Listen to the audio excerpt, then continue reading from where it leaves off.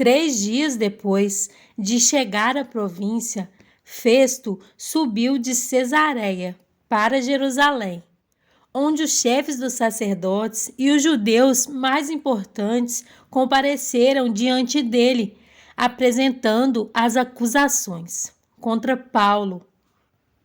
Pediram a Festo o favor de transferir Paulo para Jerusalém, contra os interesses do próprio Paulo, pois estavam preparando uma emboscada para matá-lo no caminho. Festo respondeu: Paulo está preso em Cesareia, e eu mesmo vou para lá em breve. Desçam comigo alguns dos seus líderes e apresentem ali as acusações que têm contra esse homem, se realmente ele fez algo de errado. Tendo passado com eles 8 a 10 dias, desceu para Cesareia e no dia seguinte convocou o tribunal e ordenou que Paulo fosse trazido perante ele. Quando Paulo apareceu, os judeus que tinham chegado de Jerusalém se aglomeraram ao seu redor, fazendo contra ele muitas e graves acusações que não podiam provar. Então Paulo fez sua defesa. Nada fiz de errado contra a lei dos judeus, contra o templo ou contra César. Festo, querendo prestar um favor aos judeus, perguntou a Paulo: Você está disposto a ir a Jerusalém e ali ser julgado diante de mim acerca dessas acusações? Paulo respondeu: Estou agora diante do tribunal de César, onde devo ser julgado. Não fiz nenhum mal aos judeus, como bem sabes. Se de fato sou culpado de ter feito algo que mereça pena de morte, não me recuso a morrer. Mas se as acusações feitas contra mim por estes judeus não são verdadeiras, ninguém tem o direito de me entregar a eles. Apelo para César.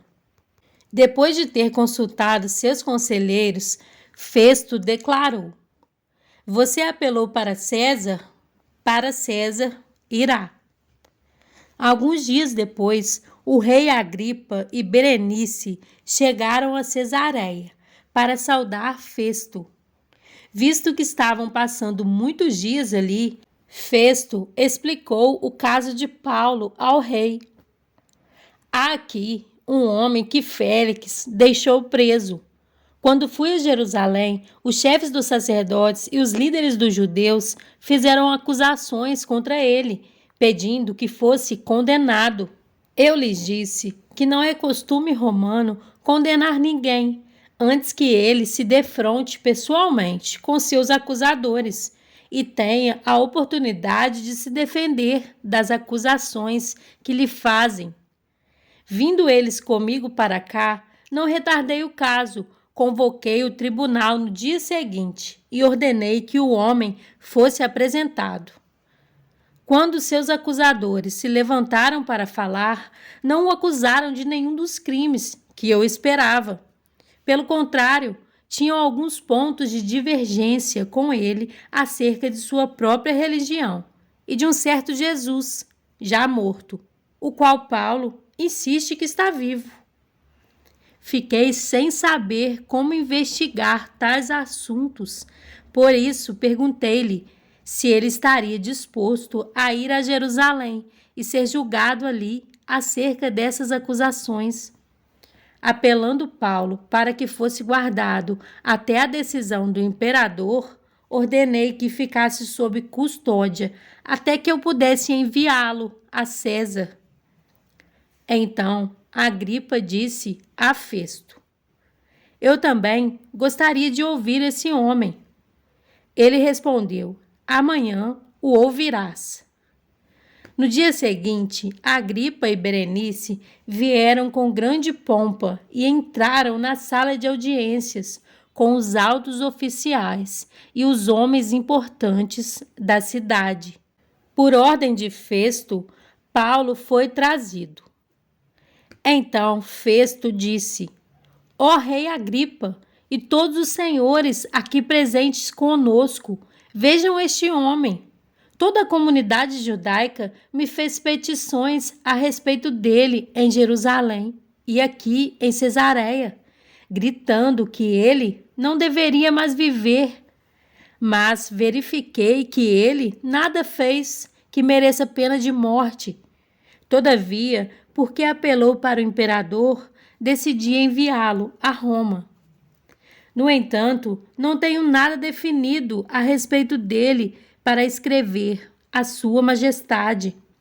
Por isso, eu o trouxe diante dos senhores e especialmente diante de ti, Rei Agripa, de forma que, feita esta investigação, eu tenha algo para escrever, pois não me parece razoável enviar um preso sem especificar as acusações contra ele.